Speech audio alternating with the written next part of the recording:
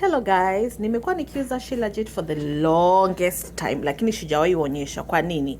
Shilajit nazoziuza zinakuwa ziko sealed na siwezi kuzifungua kwa sababu siwezi kumuuzia mtu Shilajit iko shit. So ile Shilajit natumia sasa hivi ni hii ya Shilajit Resin ya kampuni ya Nutri Herbs.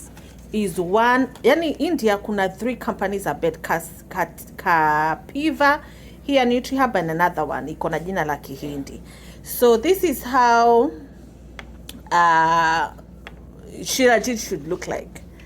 Organic Shilajit, na inakuja na kijiko, kuna nyingine inakaa kama kijiko cha kuscoop na kuna nyingine iko hivyo. Ukiangalia hapa kuna 500 na 250. Unaona So kipimo unaguzisha, hiyo ndio inakuwa ni 250. Kama ni 500 unaguzisha mpaka 500. Alafu excess inatoka, hiyo ndio inakuwa ni kipimo cha 500.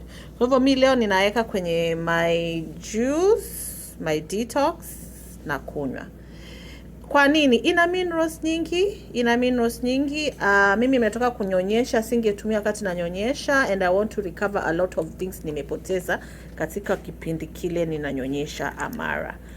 So we leave it to dissolve, alafu tunywe.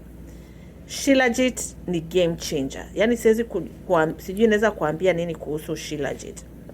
Shilajit ni game changer. Ina madini mengi sana, kwanza fulvuric acid. Yani nikisema niongelee Shilajit, I don't know what I can say. Is one supplement inaponya magonjwa mengi. So karibuni sana, supplements zipo. Shilajit zangu hazikaagi kwa sababu wanajua nauza original, sijisifu, but it is what it is.